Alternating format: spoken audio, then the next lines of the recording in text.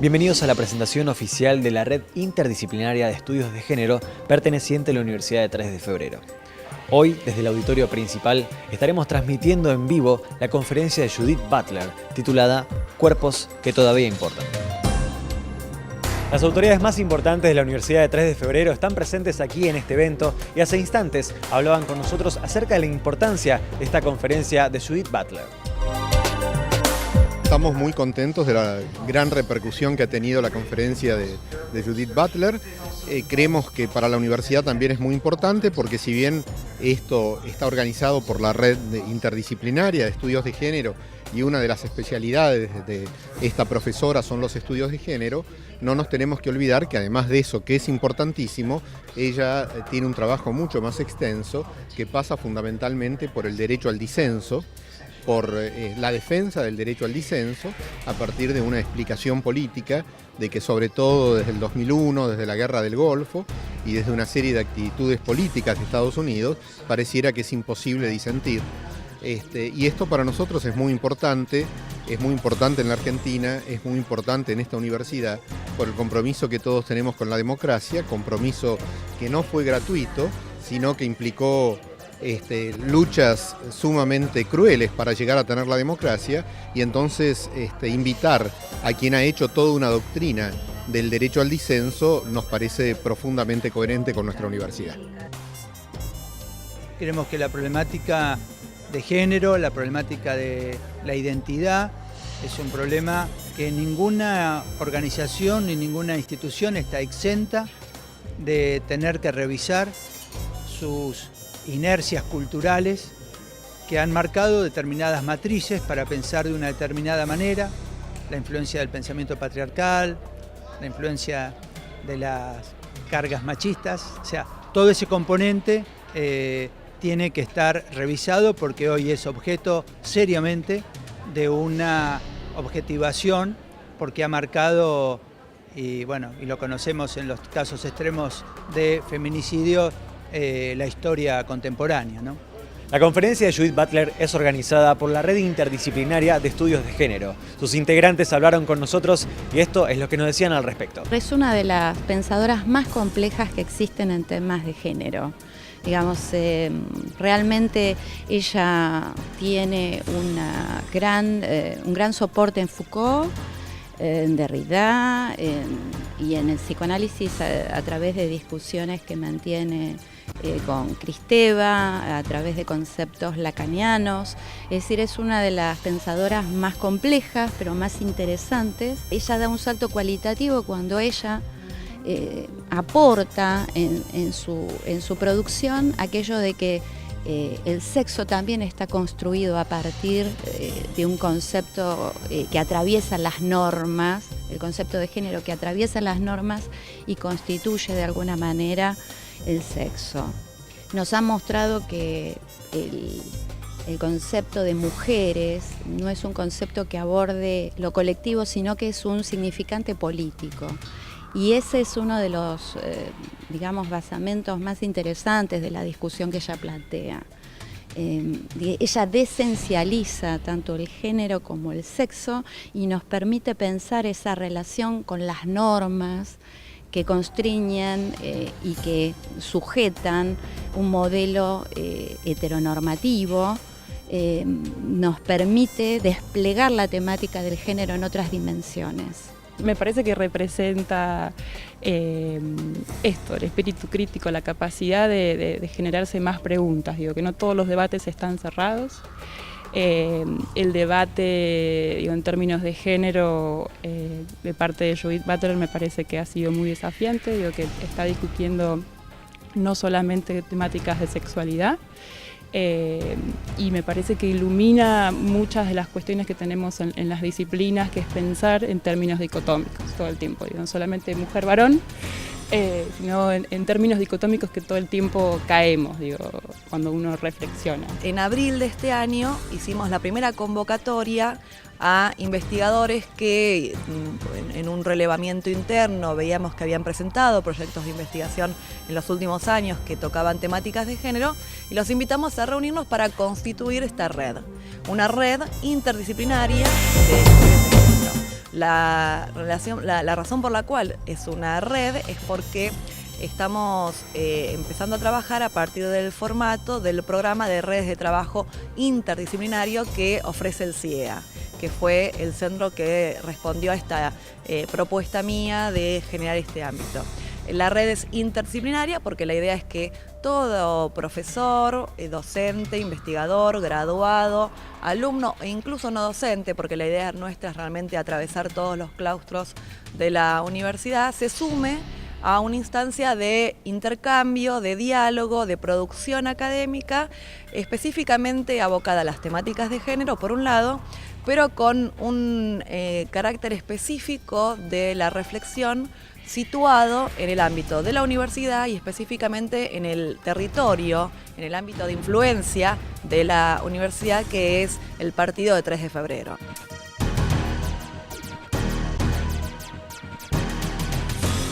Judith Butler ya está en el auditorio de la Universidad de 3 de febrero y hace instantes conversábamos con ella acerca de cómo será su presentación titulada Cuerpos que todavía importan. Well, first of all, I'm very happy to be in Buenos Aires, and it's true that I'm giving several lectures and seminars, but I do take time during the day to see the art museums and to learn more about the history of Argentina. The people are very warm and it's very hospitable here, so I'm glad to be here. Today Sorry. La profesora dice que es verdad que está en Argentina dando una serie de conferencias, pero que por suerte también puede tomarse un tiempo para recorrer los museos de arte y para conocer más de la historia de Argentina, y que encuentra a la gente de Argentina muy cálida. Okay, thank you. Talking about the conference. Okay, so today I will give a lecture called Bodies That Still Matter, and I published a book some years ago called Bodies That Matter, Cuerpos que Importan, and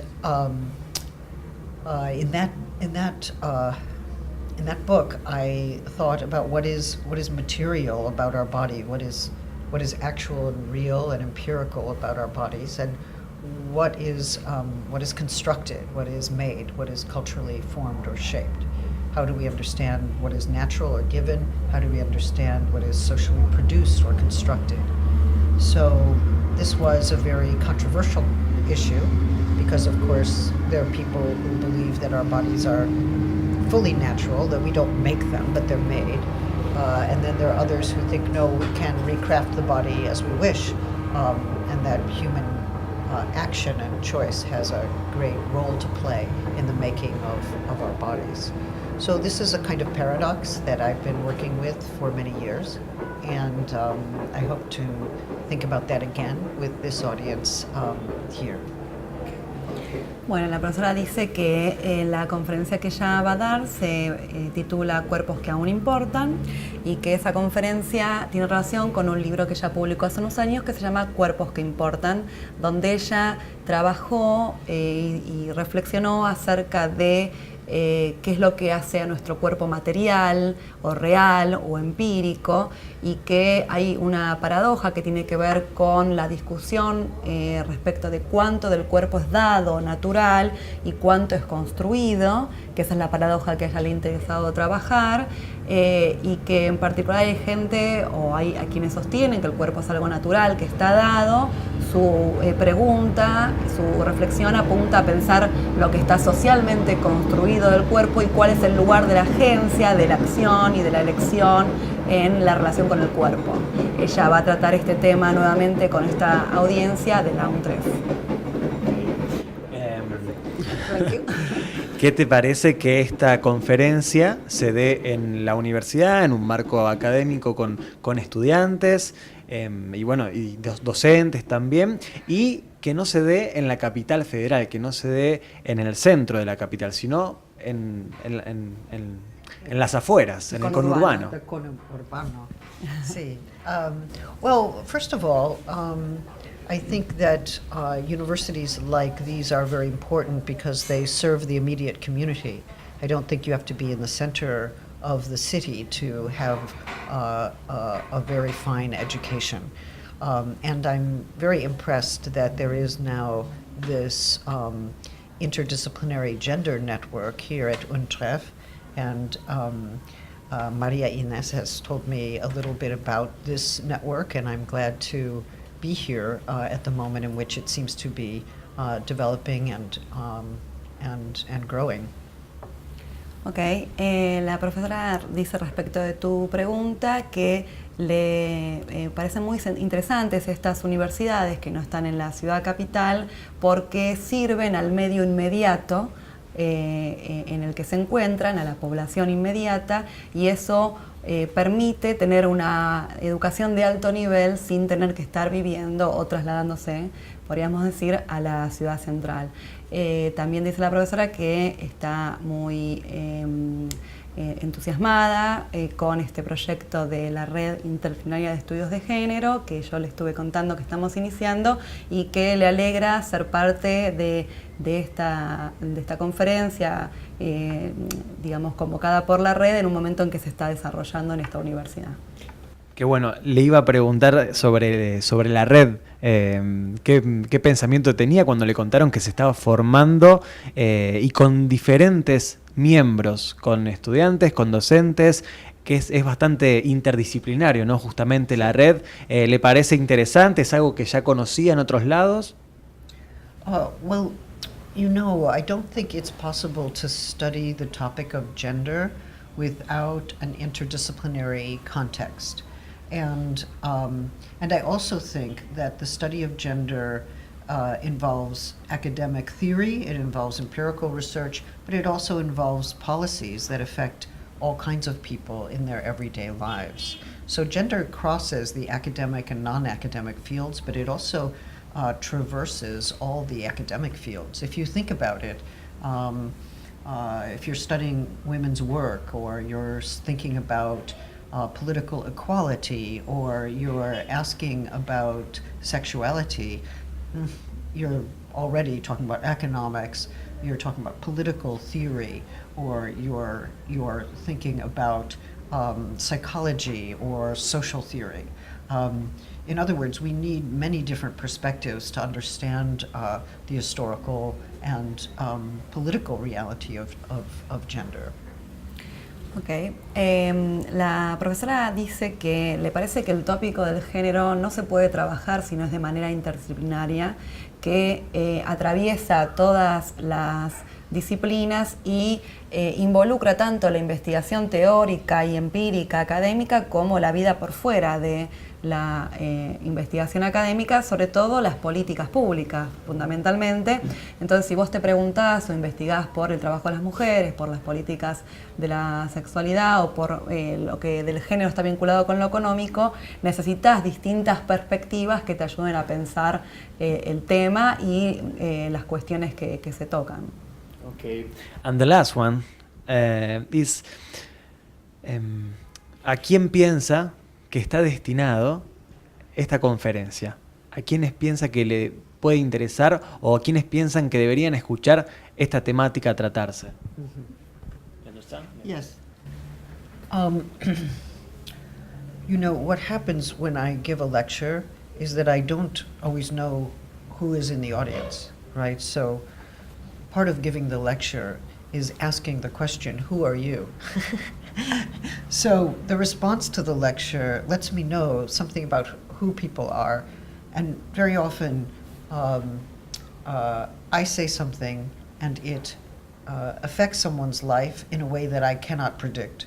So if you ask me what my own aim is in this conference or what it is that I want to accomplish, I want to experience something that is unpredictable. Bueno, la profesora dice que cuando ella da una conferencia no sabe a quién, digamos, a quién se dirige, sino que parte de dar la conferencia es preguntar quién sos vos. En ese sentido, lo que ella pueda decir puede afectar de maneras muy distintas al auditorio, entonces sería un resultado de la conferencia. Pero si vos le preguntas cuál es su objetivo al dar la conferencia, su objetivo sería experimentar lo imprevisible. Imprevisible. Gracias. Imprevisible.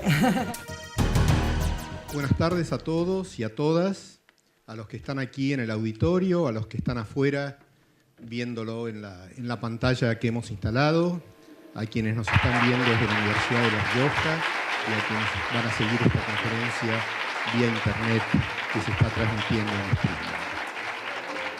Tener a la doctora Judith Butler, que no necesita que hablemos mucho de cuál ha sido su trayectoria y si tiene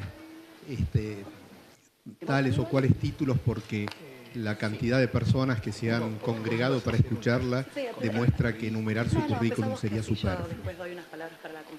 Como bien sabemos, uno de los ámbitos en los que la trayectoria de la doctora Butler es más conocida es en todo lo que tiene que ver con los estudios de género, donde ha sostenido posturas muy firmes y posturas muy claras en relación a ese tipo de temáticas.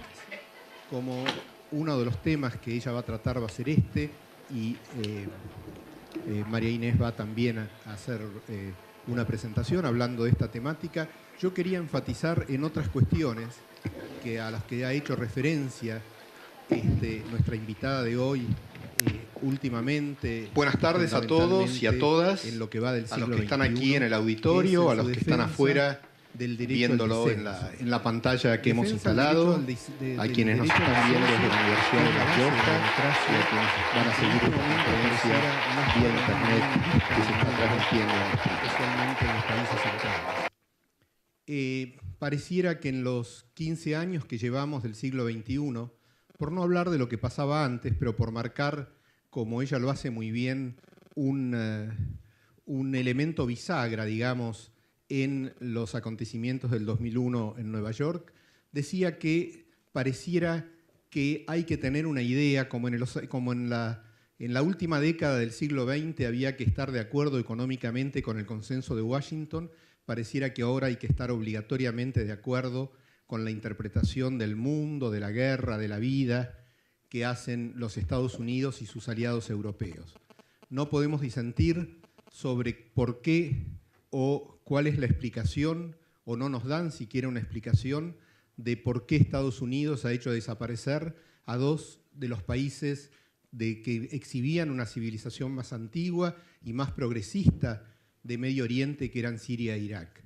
No podemos disentir sobre los detalles de cómo fue el ataque a las Torres Gemelas, no podemos disentir sobre si es correcto o no es correcto llevar ataques adelante, encarar asesinatos selectivos como los que encarna Israel contra la población palestina.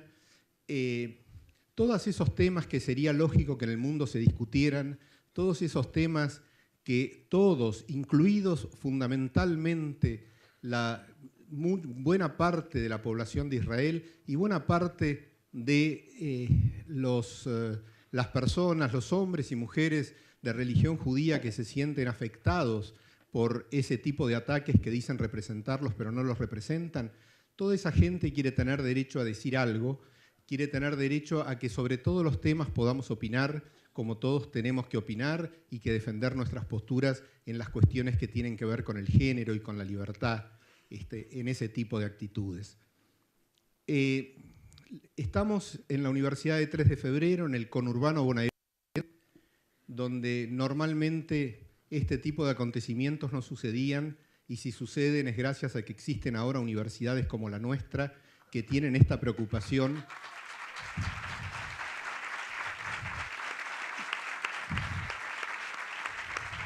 y que quieren hacer partícipe de esta preocupación y que quieren hacer partícipe no solo de las preocupaciones, sino que quieren hacer partícipe de los estudios y de las manifestaciones culturales a toda una población que normalmente no tenía acceso a ese tipo de cosas. Pero además al decir que estamos en 3 de febrero, quiere decir que estamos en el conurbano bonaerense, en una zona tradicional de luchas obreras y de luchas políticas por la libertad y la democracia. Quiere decir que estamos en un país al que le costó mucho poder tener democracia. La doctora va a visitar el viernes la Escuela de Mecánica de la Armada. Decía, en este país en el que nos costó tanto poder llegar a tener democracia, ¿qué más importante que tener como invitada a una persona que defiende la base misma de la democracia, que es el derecho al disenso? Por eso es un honor para nosotros tener hoy aquí a la doctora Judith Butler. Gracias.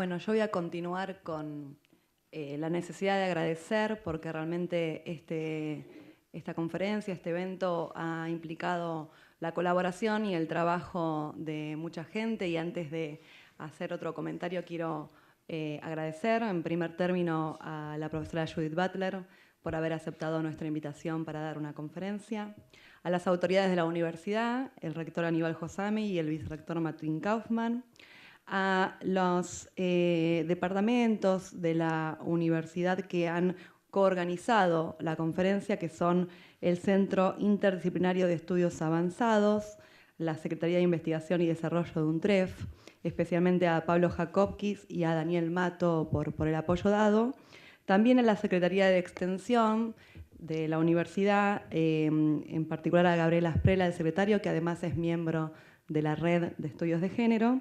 Y también esta conferencia ha contado con el apoyo de dos instituciones que son un poco responsables de que nos conociéramos con la profesora Butler, que son la Dirección Nacional de Cooperación Internacional del Ministerio de Educación de la Nación y la Comisión Fulbright de la Embajada de los Estados Unidos, que han dado apoyo a esta actividad. Quiero agradecer específicamente a los compañeros y compañeras de la Red Interdisciplinaria de Estudios de Género, que han trabajado muchísimo porque este evento se realice hasta hace 2 minutos. Y a los compañeros y compañeras no docentes que también han dado una mano muy importante. Voy a nombrar algunos, pero en particular quiero agradecer a Beatriz González Selmi, a Isabel Amaral, a Pablo Halfon, a Alejandro Halfon, al equipo de UNTREF Media y al equipo de comunicación institucional, particularmente a Marina Guimaraes y Carla Paredes. Bueno, me parecía importante empezar por los agradecimientos porque me siento personalmente muy agradecida con todos ustedes por estar acá, por compartir este momento y por tener este momento de presentarles este proyecto que hemos iniciado este año en la universidad, que nos llena de mucho entusiasmo, que es una red interdisciplinaria de estudios de género.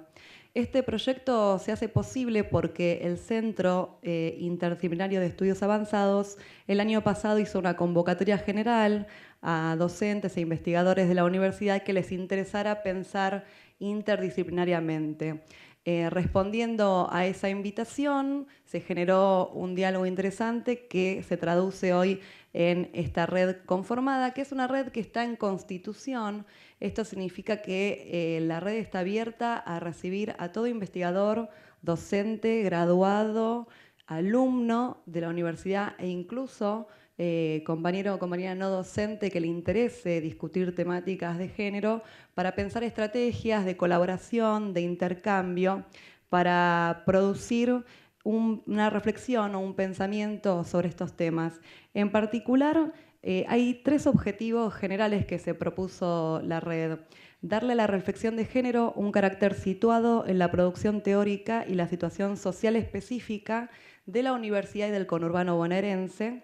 Integrar a la universidad con otros grupos, ya sea dentro del ámbito de Buenos Aires, del Gran Buenos Aires o del país, que estén trabajando en temáticas de género, y articular de este modo los ejes de la formación y la educación, la investigación y la producción científica, y la divulgación e intervención en el área de la influencia de la universidad.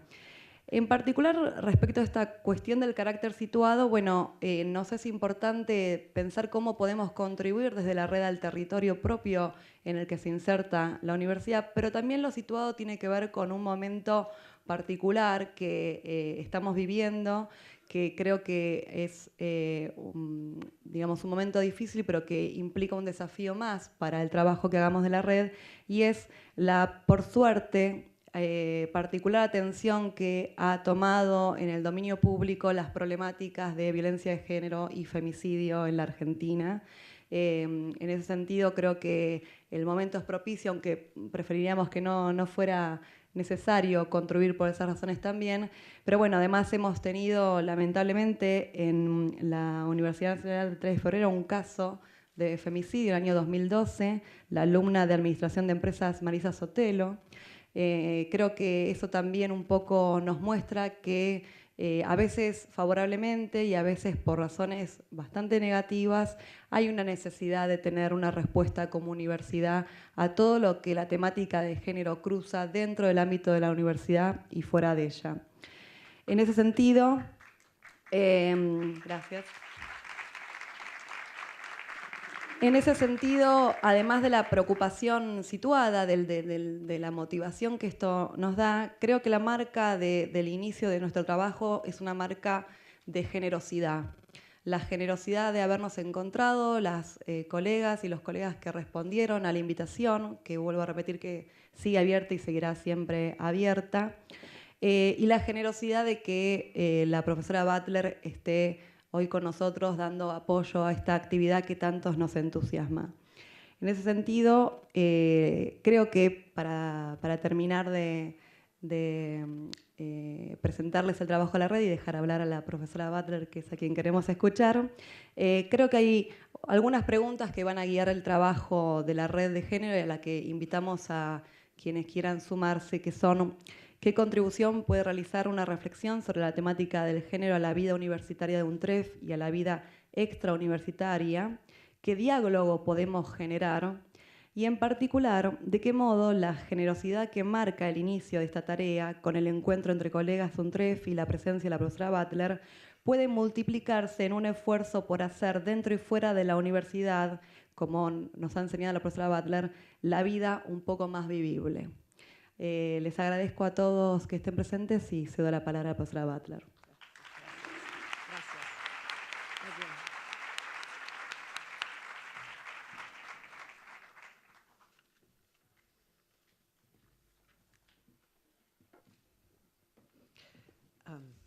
Buenas noches. Estoy muy honrada de estar hoy aquí a UNTREF. Me gustaría dar las gracias a todos los que han hecho posible para mí hablar en esta ocasión. Lo siento mucho que no hablo castellano bien, pero entiendo bien. Gracias y gracias.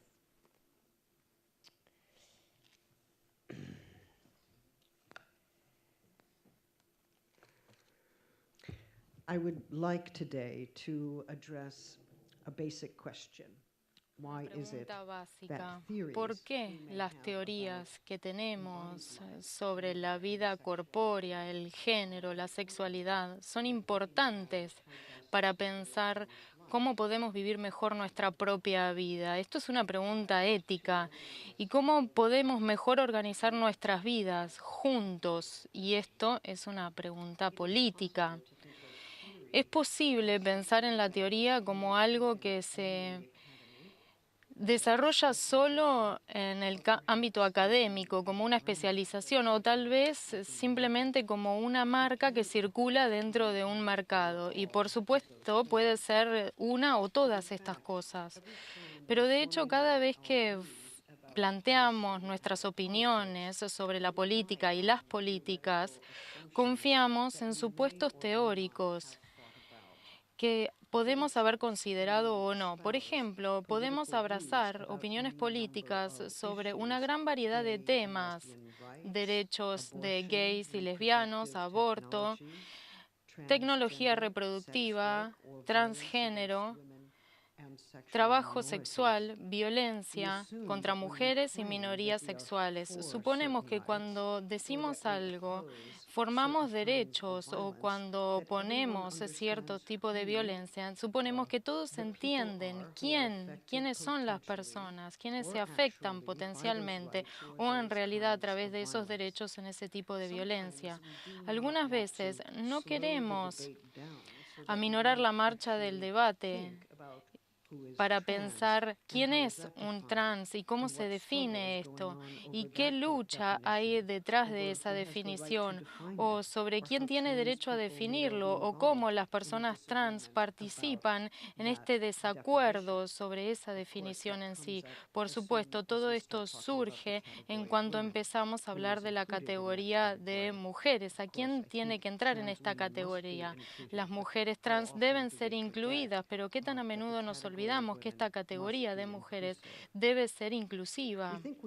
Pensamos que conocemos el fenómeno si lo nombramos y después saltamos a la pregunta de política, derechos, legislación, políticas de salud, pero si analizamos estos documentos podemos ver varias operaciones discursivas que no solo plantean la discusión de lo que debe ocurrir con una población en sí, sino que también definen activamente esta población, apoyando esta lucha hegemónica sobre quién debe definir a la población y cómo esta definición operará. Voy a tratar de mostrarles hacia el final de mi presentación de hoy los movimientos políticos y sociales que se oponen a la violencia contra las mujeres, y acá podemos pensar, por ejemplo, las estadísticas avasallantes de femicidios a través de toda América Latina, que claramente son una objeción a formas horrendas de violencia, pero también articulan lo que son las mujeres, lo que la violencia es, qué formas toma y qué forma puede llegar a tener o debe tener la política opositora. En otras palabras, estos argumentos se basan en definiciones que resultan ser, según mi opinión, formas abreviadas de teoría. ¿Qué quiero decir al sostener que las definiciones son formas abreviadas de teoría? Estoy sugiriendo que hacemos supuestos ontológicos cada vez que lanzamos nuestros argumentos políticos y que, sin embargo, hay implicancias políticas en el hecho de basarse en los supuestos de la manera que lo hacemos. Pensemos en política, por ejemplo. Dentro del marco de medios y fines, nos preguntamos qué tenemos que hacer para alcanzar ciertos objetivos, pero a medida que procedemos, y algunas veces procedemos muy apresurados, no siempre nos preguntamos quiénes somos nosotros o qué forma de acción aceptamos como acción política, o si poder alcanzar ciertos objetivos de políticas agotan el significado de la política o, de hecho, del campo de la política en su totalidad. Muy a menudo aquellos que amenoran la marcha para plantear este tipo de preguntas se los considera apolíticos o tal vez como que coartan esas acciones que se considera deben ser políticas. Pero a veces bajar la marcha, que es después de todo una manera de seguir avanzando, no es ser menos político que ir rápido. Si asociamos acciones instrumentales con un ritmo más rápido de la política y la reflexión crítica con los supuestos que hacemos sobre la política de un ritmo más lento, entonces estamos hablando de dos modalidades del área de la política, pero ya no estamos distinguiendo entre la política, por un lado, considerada como algo útil, y la teoría, por el otro lado, considerado como algo inútil o aún peor, como si fuera una obstrucción a la política en sí. En mi opinión, no existe una posición política instrumental que no haga uso de supuestos teóricos, aunque a pesar de todo, a menudo lo teórico surge en formas abreviadas, en definiciones que no son evaluadas, en supuestos sobre el campo de acción, incluso sobre la naturaleza de la acción en sí, en el campo de la política, y sobre la pregunta de si la acción y la reflexión funcionan en una especie de dinámica muy específica en el campo de lo político. Estas definiciones no solo abrevian opiniones políticas, sino que también abrevian y condensan procesos históricos. De hecho, opiniones teóricas emergen como parte de un proceso histórico, como una lucha continua de cómo pensar en términos básicos como el género, el sexo, el cuerpo. Todos estos tienen una historia. Cuando nos referimos a la historicidad de la teoría, nos referimos a esta manera que tienen los procesos históricos para congelarse y abreviarse en definiciones y términos, en supuestos sobre el contexto, la coyuntura, el marco. La reflexión crítica actúa como una intervención en este campo constituido precisamente cuando abre los términos, cuando los libera de sus posiciones fijas en el discurso. Esta intervención crítica por sí sola no cambia el mundo, pero no estoy segura de que el mundo pueda llegar a cambiar sin tener una intervención crítica. ¿Y por qué es esto? Es porque abrir las categorías que han sido establecidas hace muchísimo tiempo potencialmente hará que la vida sea más vivible. ¿Me siguen? Sí. Okay. Sí, ¿no? Okay. Muy claro.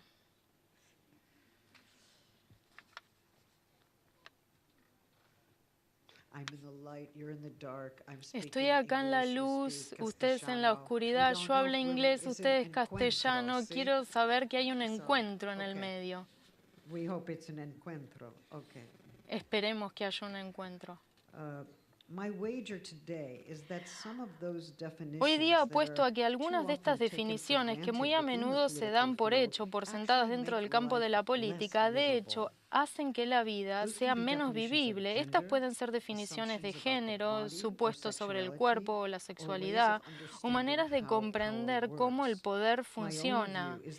Es mi opinión de que la vida ciertamente es más vivible cuando no estamos restringidos por categorías que no funcionan para nosotros. La tarea del feminismo, la tarea de la teoría y el activismo queer y la tarea del activismo trans es que sea más fácil respirar, más fácil poder caminar por la calle, más fácil tener una vida vivible para ganar el reconocimiento cuando necesitamos tenerlo, para poder tener una vida que podemos afirmar con placer y con alegría, incluso en el medio de las dificultades. Entonces tal vez la cuestión hoy día no sea tan solo cómo comprendemos los presupuestos teóricos en cuanto estos operan en el medio de argumentos políticos y de qué formas abreviadas toman, sino también sobre qué diferencia hace en la búsqueda de una vida vivible cuando reflexionamos sobre categorías aceptadas sin ninguna visión crítica.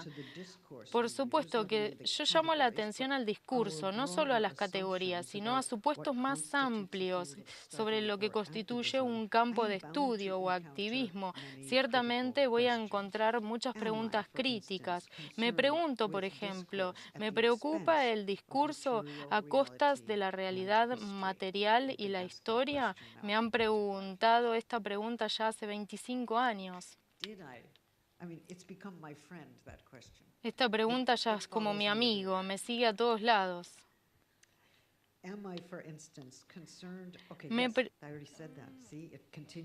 Ven que la pregunta se me repite mentalmente constantemente.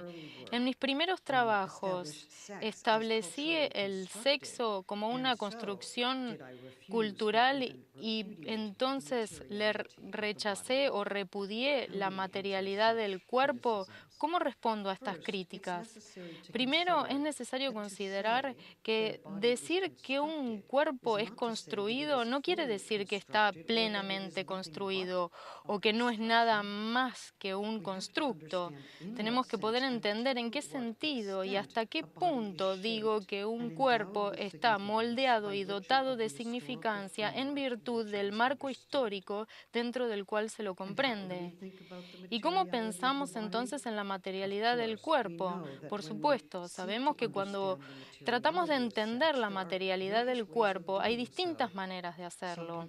Algunas personas se refieren simplemente a las características sexuales primarias, otros dicen que el sexo caracteriza tanto partes anatómicas y algo más, un poco más esquivo, tal vez más esencial, acerca de lo que una persona es. Otros insisten que el sexo es un compuesto complejo de anatomía, hormonas y cromosomas. Y sin embargo, otros también creen que todas estas dimensiones científicas del sexo se aunan para definirse por la función reproductiva y que el sexo se puede definir en virtud del lugar relativo que ocupa uno en la vida reproductiva. Las funciones reproductivas del hombre otorgan sentido a sus diferentes elementos y la función reproductiva de las mujeres le dan sentido a la definición de mujer. Pero esto plantea grandes desafíos en este pensamiento. No todos los cuerpos sexuados son reproductivos, lo que quiere decir que algunas personas no tienen edad reproductiva. Algunas personas ya pasaron la edad en la que la reproducción es posible. Algunas personas jamás serán capaces de reproducirse, otros jamás querrán reproducirse y muchos de todos modos viven su vida sin reproducirse. Entonces, dada la gran multiplicidad de posiciones corpóreas en relación a este mandato cultural de reproducirse, ¿se puede decir que es necesario o obligatorio éticamente concebir al cuerpo sexuado fuera de los términos de la reproducción? Después de todo, la reproducción sexual es solo una manera de organizar y entender la sexualidad del cuerpo. Y hay distintas maneras de participar en la reproducción sexual. Si la reproducción se vuelve la única manera en la que pensamos en el cuerpo sexuado, definiendo todos sus elementos constituyentes posibles en virtud de su función reproductiva posible, entonces estamos descartando la posibilidad de una vida sexual que no tenga ningún tipo de relación con la reproducción.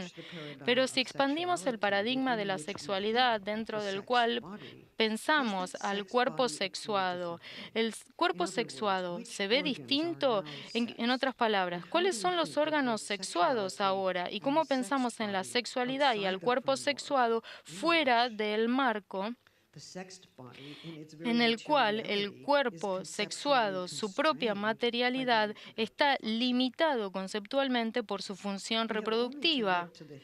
Hay que ver simplemente la historia de la ciencia para ver que la definición misma del sexo ha cambiado a lo largo de los siglos y que incluso ahora los historiadores de la ciencia presentan argumentos sobre cómo identificar los genes que determinan el sexo. Las asociaciones atléticas internacionales discuten sobre los niveles de testosterona que establecen que alguien puede competir en los deportes femeninos. Estos niveles de hormonas varían mucho entre las mujeres y plantean la pregunta de si alguien que se identifica como mujer a veces puede participar en deportes femeninos. Hay variantes cromosómicas también, a veces llegan a afectar hasta el 10% de la población. Entonces, este no es un criterio claro para la determinación del sexo. Ciertamente decimos que sí hay diferencias materiales entre los sexos. Cuando la gente le digo esto, golpea la mesa, porque la materialidad de la mesa piensan que es como la materialidad del sexo, pero cuando tenemos que golpear al cuerpo, ¿dónde golpearíamos para establecer esta diferencia? Pero bueno, pasemos de largo. ¿A dónde golpearíamos? ¿Tal vez golpeo a otra persona y no a mí mismo? Bueno, cuando decimos que hay diferencias materiales entre los sexos, y hablamos así, siempre decimos esto, hasta yo misma digo eso. En el momento en el que estamos hablando así, implícitamente nos estamos refiriendo a una versión histórica de materialismo o otra. Es decir, no negamos la generalidad de las diferencias materiales, a pesar de que dadas las variaciones y las excepciones, sería un error, hasta sería cruel llamar a esas diferencias universales. Incluso en este momento tan obvio en el cual estamos declarando la realidad y la materialidad de los dos sexos, ya estamos entrando en el campo discursivo, cuestionando lo mismo que estamos diciendo y sin saber qué sentido debe prevalecer.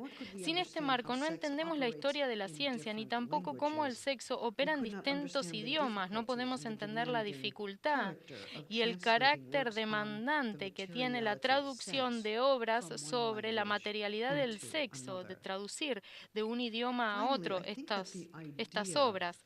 Finalmente, creo que esta idea que presentan muchas veces las ciencias empíricas sobre que el cuerpo es un fenómeno empírico discreto, no comprenden que el cuerpo es un ser vivo o no distinguen adecuadamente entre distintas formas de vivir y de morir. Si al cuerpo se lo trata nada más como una cosa positiva, discreta, mensurable, verificable, discreta, bien tendremos certeza de su existencia, incluso de su materialidad, de acuerdo con distintos criterios positivistas, pero habremos aceptado una manera positivista de ver las cosas. En ese momento habremos perdido de vista las relaciones en las cuales existen los cuerpos, relaciones sin las cuales no existe ningún cuerpo. ¿Qué pasa si un cuerpo es un campo de relaciones, siempre dependiente e interdependiente? ¿Qué pasa con el cuerpo si envejece, vive, se enferma, se enamora, muere o si está muerto? ¿Cómo entendemos esta dimensión temporal de la vida corpórea si lo restringimos a la descripción positivista del cuerpo como un hecho material? ¿Cómo lo entenderíamos? ¿Cómo entenderíamos su temporalidad racionalmente si aceptamos esta definición positivista de su realidad material? Es verdad que le damos distintos nombres al cuerpo según el discurso que usemos, según qué idioma hablemos, o qué propósito querramos que el cuerpo sirva, o qué significado social pueda llegar a tener. Tal vez lo que llamamos su materialidad sea algo que nos evade constantemente cuando le tratamos de dar un nombre. No hay un único nombre para el cuerpo, entonces sea lo que sea el cuerpo, jamás quedará capturado por un nombre en particular. Está allí, esquivo, persistente, y sin embargo, en definitiva, lo que es más difícil de capturar por el discurso. La única manera de acceder a él es a través del discurso, y sin embargo, el discurso no puede capturar el cuerpo. Esto no es negar que el cuerpo exista, simplemente estamos diciendo que seremos firmes cuando decimos que se ve, se mide, se verifica el cuerpo material. Estamos enredados en un discurso que no puede ser la única manera de entender lo que es el cuerpo y lo que significa. Los cuerpos perduran como seres vivos a veces no, y buscamos darle un nombre a algo, a aquello que nunca podrá ser nombrado por completo o en definitiva. El cuerpo tal vez sea parte de nuestra humildad lingüística o conceptual. Entonces, ¿por qué preocuparnos por estas preguntas teóricas?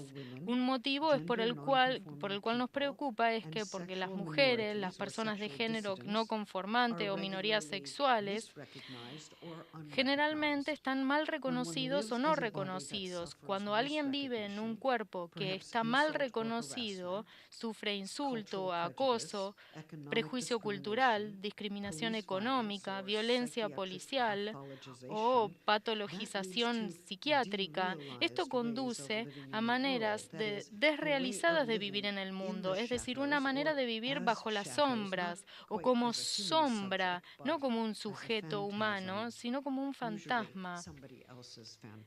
Generalmente termina siendo el fantasma de alguien más, y sin embargo vemos que a través de los movimientos sociales que buscan el reconocimiento y el empoderamiento político, comunidades de LGBTQ han emergido de las sombras, haciéndose visibles y audibles con sus vidas, vidas que tienen los mismos derechos que todos los demás, de amar y perder, de celebrar y de llorar.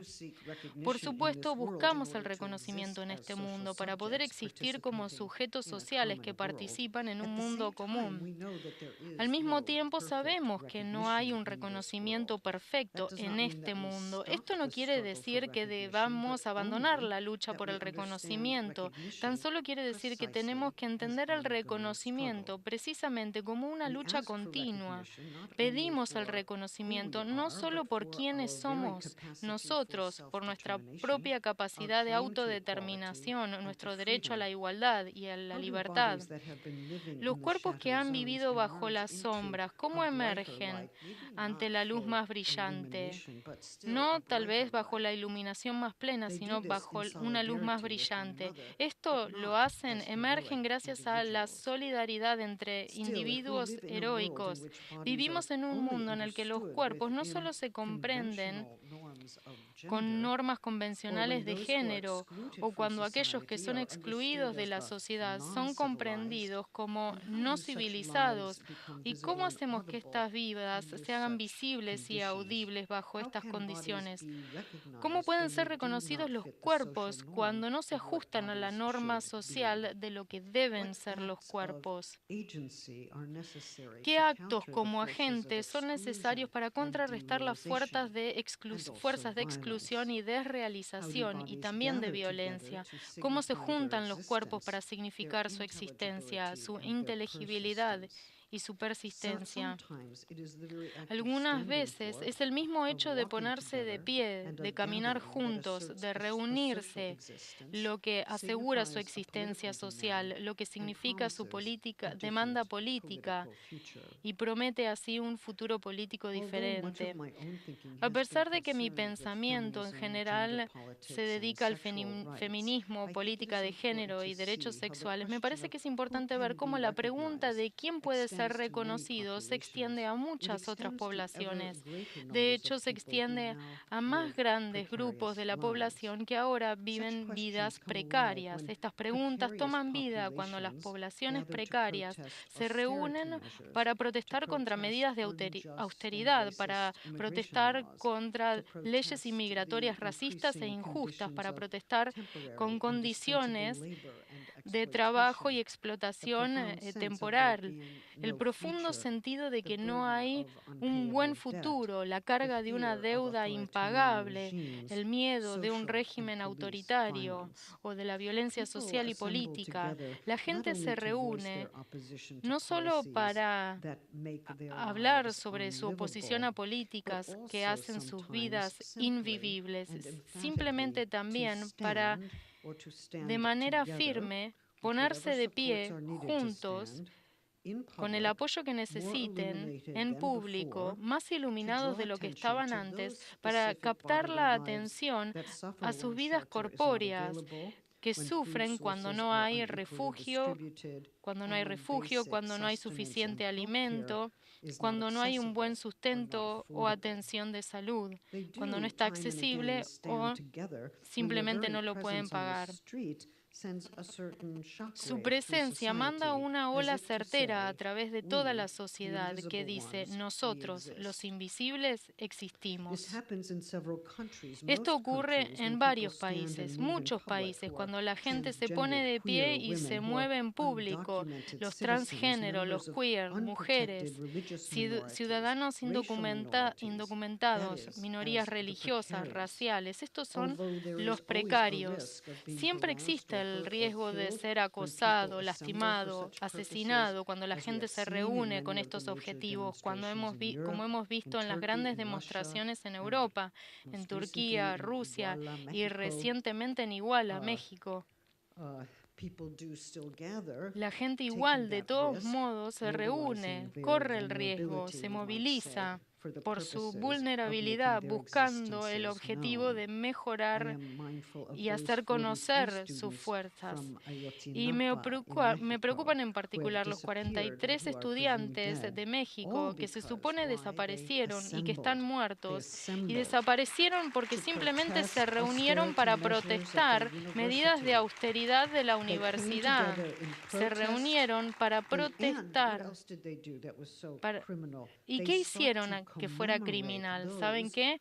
Querían conmemorar a aquellos que se opusieron antes que ellos con valentía y que también fueron asesinados. Entonces, cuando pensamos en esos estudiantes que lloramos su pérdida y demandamos justicia, sabemos que fueron desaparecidos. Y fueron desaparecidos porque se reunieron, porque invocaron y ejercieron su derecho a asociación, su derecho a reunirse, En inglés decimos, pusieron sus cuerpos en la línea de fuego, ejercieron su derecho más básico dentro de la democracia y sin embargo fueron tratados como criminales, como enemigos del Estado, contra el Estado y contra la policía. Esas pérdidas tienen que ser reconocidas y las circunstancias de su desaparición deben ser conocidas públicamente. Un equipo de Argentina fue a ese lugar, ciertamente, para descubrir y testear la evidencia, las pruebas materiales. Argentina sabe mucho sobre los desaparecidos y está colaborando en este sentido. Estos comentarios los comencé sugiriendo que el debate sobre cómo entender el cuerpo y sobre cómo entender la categoría del sexo muy a menudo desafía nuestras ideas de sentido común, desafía nuestras ideas del cuerpo que han sido formadas por las normas dominantes de la sociedad. Les sugerí que puede ser difícil revisar nuestras ideas sobre lo que es natural y sobre lo que es necesario cuando pensamos sobre género y sexualidad. Les sugerí también que estos debates teóricos son importantes cuando tantas personas que viven fuera de la norma o en situaciones precarias luchan por su reconocimiento y el apoyo para sus mismas vidas. De hecho, hablé ya de 3 grupos distintos, aunque muchas veces se superponen: mujeres, género, minorías sexuales, poblaciones precarias y aquellos que se reúnen abiertamente para ejercer su derecho democrático, incluso cuando esto implica correr el riesgo de sufrir violencia. Entonces, en un nivel, estamos preguntando sobre la idea implícita del cuerpo en movimiento, en ciertos tipos de demandas políticas y movilizaciones. En otro nivel, estamos tratando de descubrir cómo las movilizaciones presuponen un cuerpo que requiere apoyo popular y político, pero también apoyo de infraestructura, incluyendo claramente apoyo económico y mediático. En muchas de las reuniones públicas que atraen gente que entienden que ellos mismos están en posiciones precarias. Estas personas están mostrando su precariedad y al mismo tiempo están resistiendo esos propios poderes que son responsables de esa precariedad. Podríamos hacer que esta cuestión fuera algo individual. Podríamos decir que cada cuerpo tiene un cierto derecho a casa y comida, a libertad de circular, de respirar, protegidos de la violencia. Incluso podemos universalizar esta afirmación y decir todos los cuerpos tienen este derecho, pero incluso al hacerlo también particularizamos. Entendemos que el cuerpo como discreto, como materia individual, como cuerpo individual, está formado por una norma de qué es el cuerpo y cómo debería ser conceptualizado, pero aún así sigue siendo individual. Por supuesto, esto parece correcto, pero consideren que esta idea del sujeto corpóreo individual de derechos tal vez podría no capturar ese sentido de vulnerabilidad, de exposición, incluso dependencia que está presupuesta por el derecho y que corresponde, sugiero yo, con una visión alternativa del cuerpo. Si aceptamos que parte de lo que es un cuerpo, a esto lo llamo una afirmación ontológica, no puedo hacerlo, pero parece que estoy más vieja y no importa ya, En todos casos. Bueno. Entonces, si aceptamos que parte de lo que es un cuerpo es su dependencia de otros cuerpos y redes de apoyo, entonces estamos sugiriendo que no está del todo correcto concebir los cuerpos individuales como totalmente distintos unos de otros. Por supuesto, ni están unidos en un ente social amorfo, pero si no podemos conceptualizar el significado político del cuerpo humano sin comprender esas relaciones en las que vive y florece y prospera, no vamos a hacer el mejor caso posible para los diversos fines políticos que queremos lograr. Lo que sugiero es que no es solamente que este o aquel otro cuerpo está enredado en una red de relaciones, sino que el cuerpo sin importar o a pesar de sus claras fronteras, o tal vez precisamente en virtud de esas fronteras, está definido por las relaciones que hacen que su propia vida y acción sea posible. ¿Cuál es la diferencia si podemos entender el cuerpo en estos términos? Quiero sugerir que si entendemos los cuerpos tal como están definidos por su interdependencia, eso quiere decir que este cuerpo realmente no puede existir sin otro cuerpo. El yo requiere del tú a fin de sobrevivir y de prosperar. Estamos unidos unos a otros socialmente de maneras importantes. Yo no puedo vivir sin vivir junto a algún grupo de personas. Y las luchas más individuales por la sobrevivencia también son siempre una lucha social. Porque, ¿qué tipo de mundo es este en el que la privación de los derechos políticos está aceptada como una forma necesaria de vida? Yo quiero sugerir que no podemos permitir que estas formas de pensar normales limiten nuestras imaginaciones políticas. Entonces, permítanme decir unas palabras sobre cómo mi trabajo sobre la performatividad del género ha llevado a mi trabajo más reciente sobre la precariedad. La precariedad siempre estuvo presente en Género en Disputa. ¿O adopté un nuevo giro? ¿Dejó el género atrás? Quiero decir, sí, la precariedad siempre estuvo allí. Y no, la verdad que no dejé atrás el género.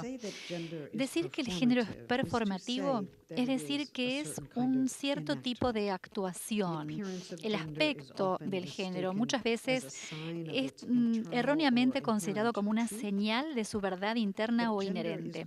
Pero el género se ve impulsado por normas obligatorias que demandan que seamos de un género o del otro, normalmente dentro de un marco totalmente binario.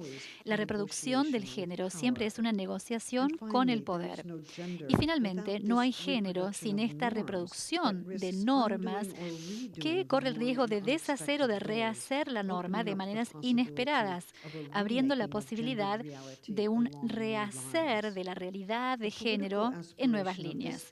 La aspiración política de este análisis se encuentra en el llamado a dejar que las vidas de las minorías de género y sexuales sean más posibles y más vivibles, que los cuerpos que no se conforman a un género, así como aquellos que conforman demasiado bien y a un costo elevado, puedan respirar y moverse con más libertad en público y en espacios tanto públicos como privados, así como en los sitios que cruzan estos dos. Pero la teoría de la performatividad de género nunca prescribió qué performance de género estaba bien o era más subversiva y cuáles estaban mal y eran reaccionarias. No trato de imponer esa visión. El punto precisamente era relajar esa limitación coercitiva de las normas en la vida de género, que no es lo mismo que trascender todas las normas. ¿Y por qué? Bueno, a los fines de vivir una vida más vivible. Quiero sugerirles que la precariedad siempre ha sido central en esta imagen. La performatividad de género fue una teoría y una práctica, podríamos decir, que se oponía a las condiciones invivibles en las que las minorías de género viven y a veces también esas mayorías de género que pasaban como normativas a costos somáticos y psíquicos muy elevados. La precariedad designa esa condición políticamente inducida en la que ciertas poblaciones sufren de redes económicas y sociales de apoyo que fallan más que otras y se ven diferencialmente expuestos a lesiones, violencia y muerte. Por lo tanto, la precariedad es la distribución diferencial de la precariedad. Poblaciones que están expuestas en forma diferencial y que sufren más riesgo de enfermedades, de pobreza, de hambruna, de desplazamiento, de vulnerabilidad a la violencia, sin una protección adecuada o una reparación. La precariedad también caracteriza esa condición políticamente inducida de vulnerabilidad maximizada y exposición para poblaciones expuestas a violencia arbitraria del Estado o a violencia callejera o doméstica u otras formas no sancionadas por los estados, pero que los instrumentos judiciales de los estados no brindan suficiente protección o reparación al respecto. Entonces, con precariedad podemos estar hablando de poblaciones que pasan hambruna o que están cerca de la hambruna, o cuyas fuentes de alimentos llegan un día pero no al siguiente o están racionados, como vemos cuando el Estado de Israel decide cuánto necesitan sobrevivir los palestinos en Gaza y las raciones de las comidas y el agua que distribuyen. De hecho, hay muchos ejemplos globales donde la vivienda es temporaria o está perdida en forma temporaria o permanente, ¿no? Vemos ahora un número increíble de refugiados que no tienen cobijo y que buscan algún tipo de santuario. También podríamos estar hablando de los trabajadores sexuales transgénero que tienen que defenderse contra la violencia callejera y el acoso policial. Y a veces estos son los mismos grupos, a veces son diferentes. Pero cuando son parte de la misma población, están unidos por su subjeción súbita a la precariedad, incluso si no quieren reconocer este vínculo. Precariedad, entonces, tal vez obviamente está directamente relacionada con las normas de género, porque sabemos que los que no viven sus géneros en formas inteligibles tienen más riesgo de acoso, de patologización y de violencia. Las normas de género tienen todo que ver con la forma y en qué manera podemos aparecer o presentarnos en un espacio público, cómo, de qué manera lo público y lo privado se distinguen y cómo esa distinción se instrumentaliza en el servicio de la política sexual. ¿Quién será criminalizado sobre la base del aspecto público? Con lo que quiero decir, ¿quién será tratado como un delincuente o producido como un delincuente? Que no siempre es lo mismo que ser el criminal o el delincuente nombrado en un código judicial que discrimina contra manifestaciones de ciertas normas de género o ciertas prácticas sexuales. ¿Quién no será protegido por la ley, o más específicamente la policía, en la calle, en el lugar de trabajo, en el hogar, en códigos legales o en instituciones religiosas? ¿Quién será estigmatizado y privado de derechos al mismo tiempo que se convierte en objeto de fascinación y placer de consumo? ¿Quién tendrá beneficios médicos ante la ley? Las relaciones familiares o íntimas de quién serán reconocidas ante la ley o criminalizadas por la ley. O de hecho puede cambiar bastante radicalmente según qué código legal está vigente o qué código religioso o secular, o si la tensión entre los códigos legales se resuelve. Para mí la cuestión del reconocimiento sigue siendo muy importante, porque si decimos que creemos que todos los sujetos humanos merecen reconocimiento similar, presumimos que todos los sujetos humanos son igualmente reconocibles. Pero, ¿qué pasa si el campo del aspecto no admite a todos? ¿Qué pasa si ese campo está regulado de tal manera que solamente ciertos tipos de seres aparecen como sujetos reconocibles y otros no? Seguramente esta es una cuestión presentada por los movimientos de los derechos de los animales, porque ¿por qué solamente los sujetos humanos están reconocidos en lugar de los seres vivos no humanos? Esta pregunta está relacionada y a veces se confunde con otra, que es ¿qué humanos cuentan como humanos? ¿Qué humanos son elegibles para el reconocimiento dentro de la dominancia, la esfera del aspecto, y cuáles no? ¿Cómo llamamos a aquellos que no aparecen como sujetos dentro del discurso hegemónico? Conocemos esta pregunta en una manera de la teoría del género. Hay normas sexuales y de género que condicionan qué y quién será legible y quién y qué no, y que exponen a los que no se registran dentro de la inteligibilidad a formas diferenciales de violencia sexual.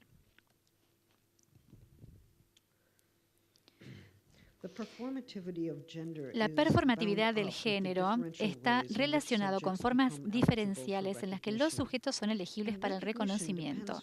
Y el reconocimiento depende fundamentalmente de si hay un medio, es decir, en sentido amplio, una forma de presentación en la que pueda o por la que pueda aparecer el cuerpo. Si bien algo que se llama... Gracias. Si bien algo que se llama reconocimiento total seguramente es una fantasía y nos encierra en un fantasma de quiénes deberíamos ser o podríamos ser, ciertas formas de ser privados de reconocimiento amenazan la posibilidad de persistir. Para ser un sujeto, esto requiere primero encontrar el camino de uno con ciertas normas que gobiernan el reconocimiento, normas que nunca elegimos. Entonces, si no podemos encontrar nuestro camino dentro de las normas de género o de sexualidad disponibles, o si solamente podemos encontrar nuestro camino con mucha dificultad, estamos expuestos a lo que quiere decir estar en los límites de la reconocibilidad. Podríamos llamarlo lo monstruoso.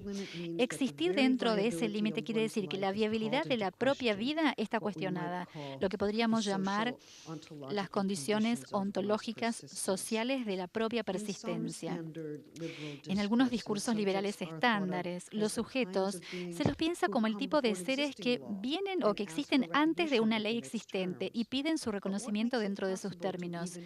Pero ¿qué es lo que hace posible incluso presentarse ante la ley? Es una pregunta que Kafka presentó. Uno tiene que tener acceso o estatus, uno tiene que poder ingresar, presentarse en algún espacio, aparecer en alguna forma. Y aquí podemos pensar en la situación de los trabajadores no documentados o aquellos cuyo estatus está criminalizado desde el comienzo, pero que requieren tanto los derechos como las obligaciones, las protecciones y los poderes de la ciudadanía. ¿Qué está en juego cuando la política performativa se encuentra en medio de la lucha contra la precariedad? ¿Y qué tiene que ver esto con nuestro debate del reconocimiento? ¿Y alguna vez vamos a volver a la materialidad del cuerpo? Bueno, como sabemos, no todos pueden dar por sentado el poder de caminar en la calle o ingresar a un bar sin ser acosado. Caminar por la calle solo, sin acoso policial, precisamente es caminar sin la compañía de otros y de otras formas de protección no policiales. Sin embargo, cuando una persona transgénero camina por la calle en Ankara o ingresa a un McDonald's en Baltimore, en Estados Unidos, hay una pregunta de si ese derecho de ingresar a un edificio, de caminar por la calle, puede ser ejercido por el individuo solo. Si la persona es extraordinariamente buena en defensa propia, sí, puede. Si esta persona está en un espacio cultural donde ese derecho a caminar está aceptado, seguramente podrá hacerlo. Pero cuando es posible caminar sin protección y aún así estar seguro para la vida diaria, que sea posible sin temor a la violencia, entonces con seguridad es porque hay muchos que apoyan ese derecho, incluso cuando esa persona está caminando sola. Si el derecho es ejercido y respetado, es porque hay muchos, aunque no estén presentes, hay muchos ahí ejerciendo también ese derecho en ese mismo momento, ya sea que no haya ninguna otra persona en la escena. Cada yo trae el nosotros consigo. Cuando esta persona ingresa o cruza esa puerta y se encuentra en un lugar no protegido o está expuesto en la calle, podríamos decir que hay un grupo, sino una alianza, que está caminando también allí, ya sea que haya o no alguien a la vista. Por supuesto, sí, es una persona singular que camina, que toma el riesgo de caminar por allí, pero también es la categoría social que atraviesa ese andar particular, ese movimiento singular en el mundo. Y si hay un ataque, apunta al individuo, pero también apunta a la categoría social a la vez, que es una razón por la cual tenemos que abrazar activamente las categorías sociales y pensar en forma reflexiva cómo corporizarlas. Tal vez podemos seguir llamando performativo a este ejercicio de la categoría social, esta corporación, este ejercicio del género y el reclamo político corporizado a la igualdad y a la protección contra la violencia, para poder moverse dentro de esta categoría social en el espacio público. Caminar, de hecho, es decir que este es un espacio público en el que camina gente transgénero, que es un espacio público en el que personas con diversos tipos de vestimenta, no importa su género o qué religión signifiquen, son libres de moverse sin ninguna amenaza de violencia. Todos, creo, somos potencialmente precarios y por eso tal vez nos unimos a las luchas contra la austeridad. Nos oponemos a la vida pública diezmada en las instituciones y buscamos apoyar nuevos movimientos que se opongan a las desigualdades tan aceleradas. La precariedad no nos define totalmente a nosotros, sin embargo, es una posibilidad que todos nosotros podemos vernos afectados. Si yo voy a sobrevivir y a florecer, incluso a intentar llevar una buena vida, será una vida vivida con otros, una vida que no es vida sin esos otros. No perderé este yo que soy yo, sino que en cambio lo que yo sea será transformado por mis conexiones con otros, ya que mi dependencia del otro, incluso mi dependibilidad, son necesarias a fin de vivir y vivir bien. Nuestra exposición compartida a la precariedad es simplemente una base, una razón de nuestra igualdad potencial y de nuestras obligaciones recíprocas a producir juntos condiciones de vida vivible. Al reconocer esta necesidad que tenemos de los otros, reconocemos también principios básicos que informan las condiciones sociales y democráticas de una vida vivible. Estas son condiciones críticas de la vida democrática, en el sentido de que son parte de una crisis continua, pero también porque pertenecen a una forma de pensar y de actuar que responde a las urgencias de nuestro tiempo, una forma de pensamiento crítico y actuación crítica. Entonces, volvamos a la pregunta que les formulé al inicio. ¿Qué lugar ocupa la teoría en la política? ¿Por qué tendríamos que molestarnos en la teoría? Bueno, todos ustedes vinieron acá, así que no tendría que hacer esta pregunta, pero tal vez algunos de ustedes se la han hecho ya. ¿Por qué tendríamos que ir lento con la teoría cuando hay urgencias tan obvias a las que debemos responder? Bueno, yo estoy a favor de esta capacidad de responder, ya que solamente a través de las respuestas podemos seguir actuando, reconocer esa interdependencia que forma nuestra situación global, que adopta la forma de inigualdades globales. Pero la pregunta es, ¿cómo esta capacidad de respuesta entra en nuestro análisis y después en nuestra práctica? Esta capacidad de respuesta, ¿cómo toma forma de responsabilidad? Si consideramos los informes sobre femicidio o feminicidio, en América Latina, en Honduras, El Salvador, Guatemala, pero también aquí, en la Argentina. Muchas veces son historias sensacionalistas que aparecen en los periódicos. Hay horror, por supuesto, la gente responde a eso, pero no siempre está relacionado con un análisis que nos ayuda a conocer la mejor manera de movilizarnos contra estos delitos tan difundidos. Se dice que los hombres son patológicos o que la situación es trágica o la historia la tratan como aberrante. Consideren la descripción de feministas, sin embargo, las descripciones que las feministas ofrecen, que están tratando de teorizar la situación a fin de conocer los términos en los cuales debería enmarcarse y comprenderse, los términos por los cuales debería ser opuesta también. Montserrat Zagot ha analizado, ella es de Brasil, y ha analizado las tipologías legales que definen el femicidio, y ella propuso términos nuevos para entender la realidad social, precisamente para que la categoría de las mujeres incluya a las transmujeres.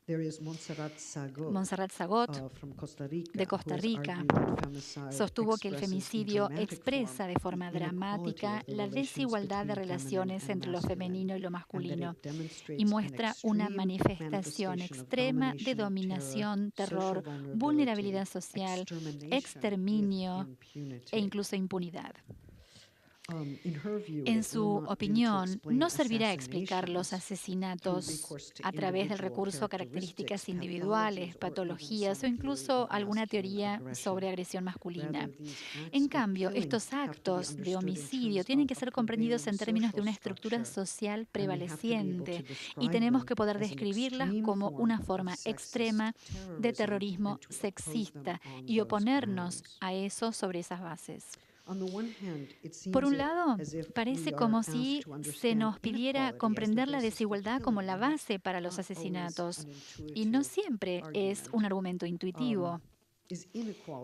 La desigualdad es el marco en el que deberían entenderse los femicidios. La presunción es que el homicidio, el asesinato, es una forma extrema de dominación y que otras formas, incluyendo la discriminación, el acoso, los malos tratos, tienen que ser comprendidos como un continuo con el femicidio. La forma más extrema de dominación de las mujeres, según este análisis, es el homicidio. Este modo de razonamiento nos lleva tal vez a una paradoja, dado que si el exterminio es el objetivo, entonces los autores ya no dominan, porque los que dominan normalmente requieren uno que esté subordinado y que esté vivo para que puedan mantener su posición dominante. Si el subordinado muere, se quedan solos, podríamos decir. Ya no tienen la posición dominante, sino que se convierten en la norma. En ese punto, nuestra relación, nuestro concepto de desigualdad da paso a una de genocidio. Nadie domina a los muertos, pero no estoy segura, dado los debates sobre los significados de los asesinatos en masa, incluso aquí en Argentina, en Chile.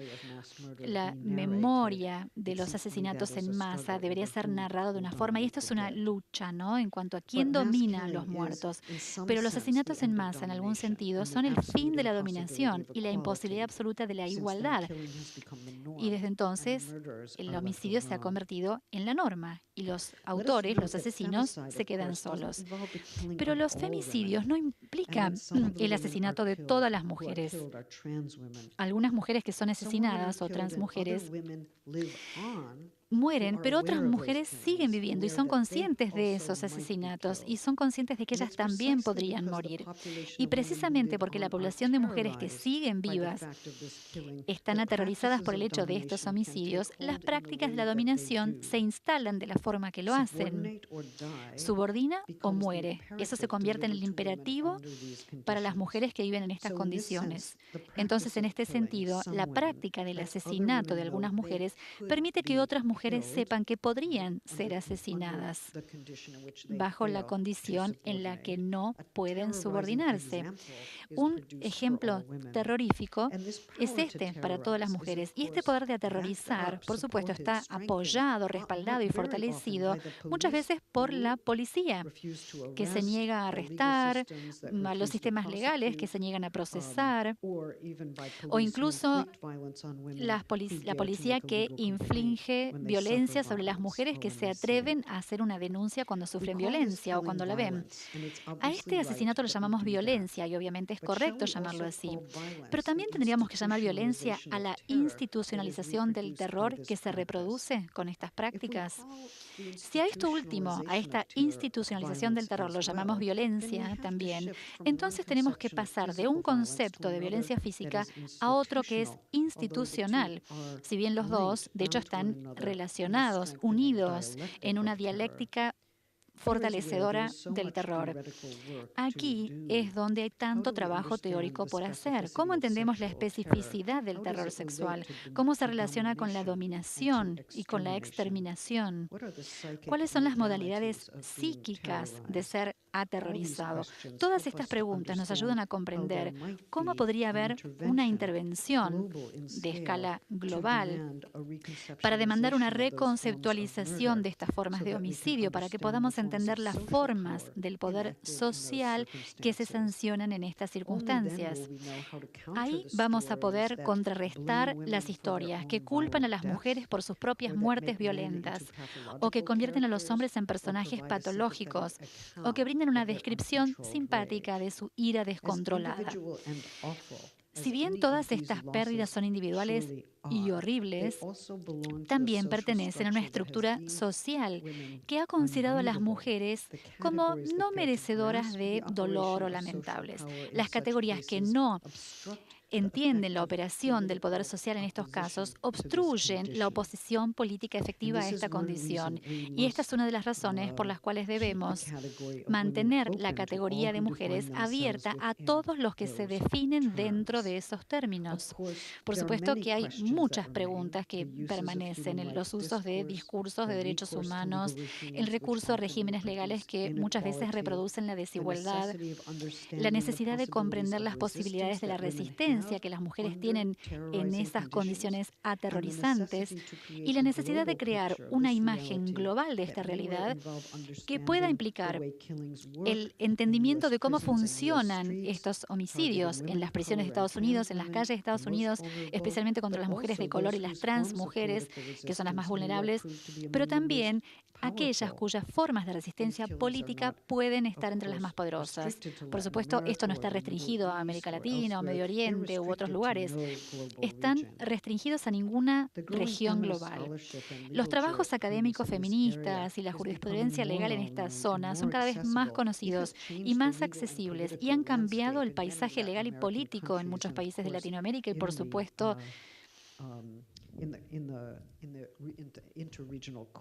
en los tribunales interregionales que aplican en América Latina en general. Yo no sé qué tipo de revolución se necesitaría para ser más poderosos que esta forma de terror, pero es un ideal que debería mantenerse vivo como pensamiento, no importa qué difícil pueda parecer. Tal vez la teoría puede generar una aspiración, una idea como esta. Si en este punto no sabemos si estamos haciendo política o si estamos haciendo teoría, tal vez es porque nos hemos tomado el tiempo, espero, de empezar a pensar en esto detenidamente, aunque esquemáticamente. Estamos mapeando el campo político a medida que pensamos cómo actuar de mejor manera. A veces hay coaliciones que emergen en el medio de estos pensamientos públicos y estas refutaciones. Y a veces aquellos que viven en esta realidad de una forma temerosa y sombría encuentran otra forma de vivir cuando las categorías se abren. La teoría podría ser entendida como una experimentación con lo posible. Y la idea cada vez más grande de lo que es posible a veces hace que la vida sea más vivible. Gracias.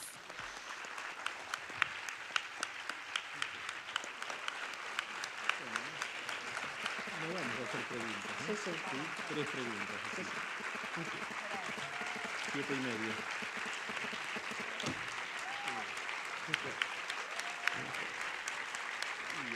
Toma las 3 preguntas y después yo cierro un minuto y termino.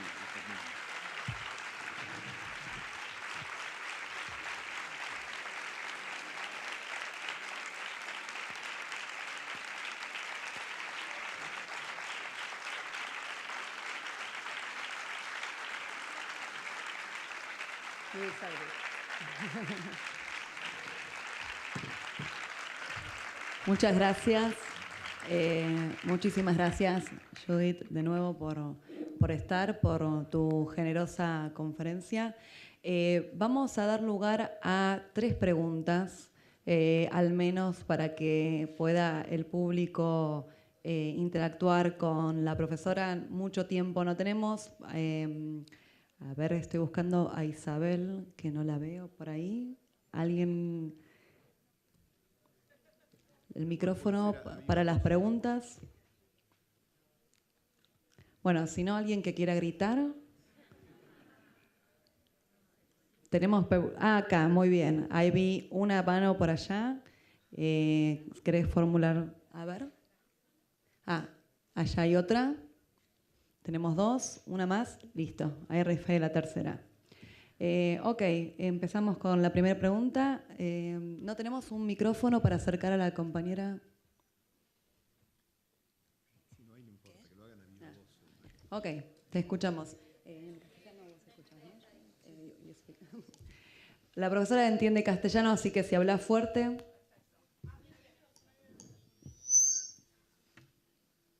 Hola. ¿Qué tal? Buenas tardes. Mi pregunta está referida a uno de los ejemplos que dio la profesora hoy. Dijo que para que una persona trans pueda caminar libremente en la calle y no sea agredida, tiene que haber una comunidad política que esté de acuerdo con este derecho o tiene que saber defenderse. En este contexto de la Argentina, en el cual yo veo que quizás no hay una comunidad social que esté de acuerdo con que las mujeres tenemos derecho a vivir una vida libre de violencia, mi pregunta es si quizás tenemos que aprender a defendernos para poder caminar y vivir en las calles. Okay. Do you understand? So, in the Argentinian context, there are rights that protect them. What is she? She means that the actual situation in Argentina, for her, seems that the only choice is to defend yourself. If you consider What's your opinion? Oh, self-defense. Yes. If the Argentine community is prepared Yes. for that, or she needs to Yes. defend herself. Well, my answer is, A ver, mi respuesta. as the process of radical social El proceso de la transformación radical de la sociedad lleva tiempo y a medida que este proceso se desarrolle, bueno, ahí sí tiene que defenderse. Mientras el proceso de cambio se esté dando, tiene que defenderse. Tal vez podríamos reflexionar un minuto sobre la autodefensa, porque al defenderse a usted misma está defendiendo también a otras personas como usted o en la misma posición que usted. La autodefensa, para aprenderla hay que incluso tomar una clase o ser parte de un movimiento, aprender alguna práctica que tiene ya de por sí una historia. Una especie de alianza política también va a tener. Entonces, posiblemente ya empezás a ser parte de un movimiento social. Hay que pensar en esta idea de la autodefensa como un colectivo emergente también. Y sí, me parece que la autodefensa es necesaria, está justificada, sin duda. Pero esto, la autodefensa, no puede reemplazar una crítica radical de la policía, porque uno de los problemas tiene que ver con la complicidad de la policía en la violencia callejera. O no la ven o participan de esta violencia callejera. Si rehúsan a verla, son cómplices, extienden el acto, expanden la violencia. Sea cual sea la técnica de autodefensa que quiera practicar, me parece que tiene que estar acompañada con una crítica radical fuerte sobre la policía.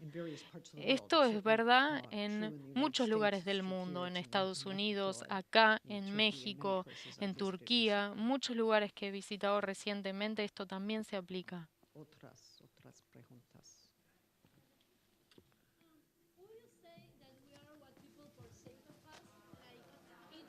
En castellano para que todos entiendan. Castellano, por favor. Perdón. ¿Dirías que somos lo que la gente percibe de nosotros o que nuestra identidad está conformada por la forma en la que la gente nos ve? Sí. Ok. Es una buena pregunta. Many people say, Muchas personas dicen, uy, Butler cree que somos solo construidos por lo que los demás piensan de uno mismo o por categorías sociales que nos anteceden. O mucha gente piensa que Butler dice que nos creamos a nosotros mismos y que somos libres de crearnos de la manera que queramos. Me parece que lo que Butler opina, voy a chequear con ella después, a ver qué opina.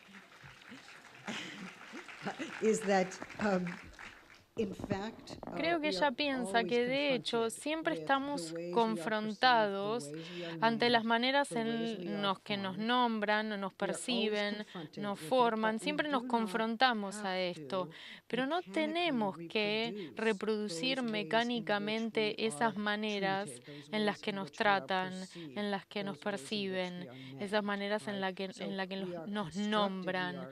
nos construimos, nos interpretamos, nos formamos a través de percepciones sociales y prácticas sociales, pero en el proceso de estar siendo formados también nos formamos a nosotros mismos. Esta es la paradoja.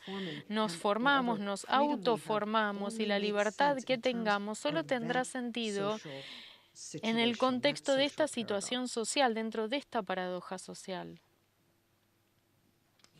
Hola, sí, se escucha. Mi pregunta es la siguiente. Desde los estudios trans se objeta el uso instrumental que tanto la academia queer como academia feminista hace de las personas trans. O sea, se cuestiona que las personas trans se introducen como medio generalmente para hablar de cuestiones relativas a la identidad o ilustrar la construcción social del género, pero el objetivo final es desmontar el patriarcado o la homofobia, que sin duda son empresas que harían de este un mundo mejor, pero que dejan intactas las condiciones materiales de existencia de las personas trans. Yo en particular estoy pensando en los varones trans. ¿Qué respuesta da usted a este tipo de críticas? Sería como la primera pregunta, considerando sobre todo que para las personas trans muchas veces ese caminar juntos con feministas, gays y lesbianas cis implica mantener este modo devaluado de existencia.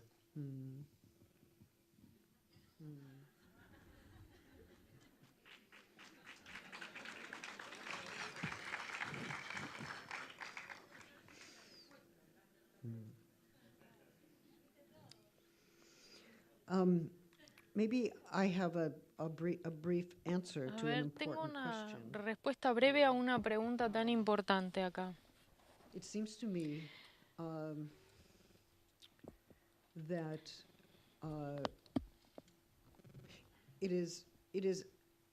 I mean, one reason to think Me about parece que, a ver, femicidio el as femicidio o feminicidio, one reason to shift that so that una manera de, un motivo por el cual debemos cambiar eso para entender que es el ataque a lo femenino, incluyendo a todas las mujeres trans también, es pasar más allá del análisis femenino restrictivo y pensar que tiene que haber un análisis que ponga al feminismo todo junto con trans, activismo y la teoría trans. También significa que la teoría queer también tiene que pensar en sus propias implicancias en todos estos temas. Creo que es absolutamente imperativo que estas alianzas se construyan entre todos esos movimientos, incluyendo también otros movimientos que luchan contra el racismo, el colonialismo, la precariedad, la desposición. Hay que aceptar que va a haber conflictos profundos en nuestro esfuerzo para lograr alianzas. Va a haber momentos en los que todos sintamos que no nos comprende nadie y que no podemos pensar que tengo una alianza con esta otra persona.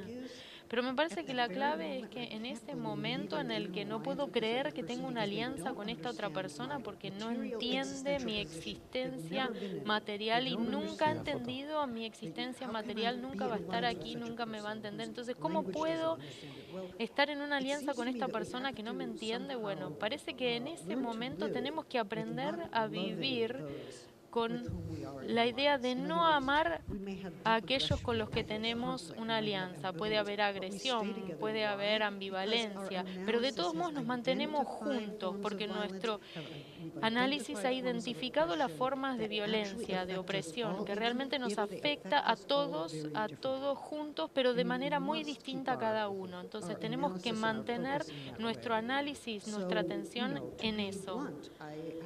Para ser bien claro, tengo que oponerme a las formas de feminismo que van contra las teorías trans. Tengo que oponerme, por ejemplo, a la teoría queer que va contra el feminismo. No lo puedo aceptar, no estaría bien, no sería mi vida. La vieja lucha tiene que estar conectada con lo que se sigue haciendo ahora. Eso es lo que yo sugiero, es necesario, tenemos que aprender Es gracioso, hablamos de la defensa propia, de la autodefensa, de una manera de manejar el conflicto. Tal vez haya alguna manera de manejar los conflictos en las alianzas para poder tener una especie de práctica de reflexión para evitar la fragmentación entre aquellos que son oprimidos y mantener el foco en la violencia, la desigualdad, la injusticia, que son los puntos a los que nos oponemos. Esa es la única manera de avanzar.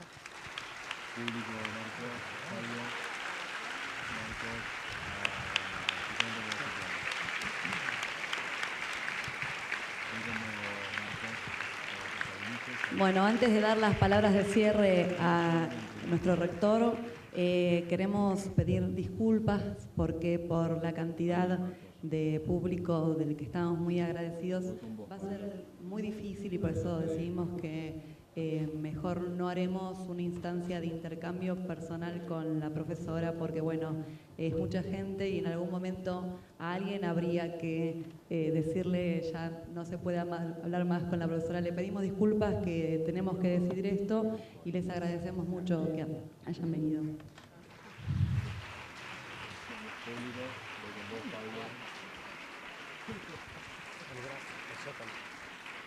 Creo que desde el punto de vista de la universidad, las palabras tan sabias de la profesora Butler nos permiten decir que renovamos el compromiso de la universidad con la participación activa en todas las campañas contra la violencia de género, que reafirmamos también nuestro apoyo a todos los estudios y a toda la actividad académica que se pueda hacer sobre este tema, que en última instancia tiende, como fue la última frase de la profesora, a lograr una vida más vivible para todos y fundamentalmente lo que también ya estamos haciendo y lo reafirmamos es nuestra posición de tratar de generar un pensamiento que sea realmente democrático, que permita todos los disensos, que creo que es lo que venimos haciendo en esta universidad, así que solo me resta pedirles un gran aplauso nuevamente para la profesora Butler.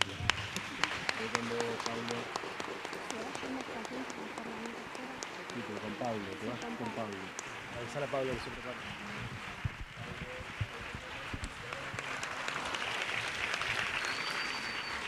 Sale por acá. ¿Por adentro? Sale por acá. Sí, supongo que sí. Need backup.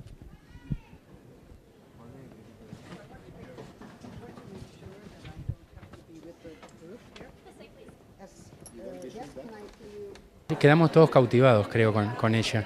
No solo por lo que dijo, sino por cómo lo dijo y por el respeto que ella tiene para dirigirse a todos nosotros. Lo diferente del público al brasilero, el público brasilero es muy afectuoso, pero en la conferencia no produce esa cosa única que produce el público argentino, que es cuando ella dice cosas fuertes, como que está conmovida, dolida y movilizada por los estudiantes desaparecidos de manera trágica en México, de manera criminal en México.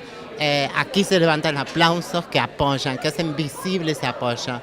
En San Pablo todo el mundo supuestamente acuerda, pero estaba en silencio. Lo que más me gustó es el esfuerzo que hizo por articular su teoría y su reflexión teórica y política con el contexto argentino y latinoamericano. Estoy muy feliz porque se haya llevado adelante sin ningún inconveniente, porque hay muchos detalles para pensar, que son los que estuvimos hasta el último momento lidiando, pero estaba muy confiada en que iba a ser una conferencia muy potente porque el texto que había preparado especialmente la profesora Butler en esa absoluta generosidad que tuvo con nosotros, me parecía que planteaba todas las cuestiones que queremos empezar a pensar en la universidad y que son cuestiones que exceden a lo que la universidad quiera pensar y en ese sentido nos contactan con una preocupación mayor.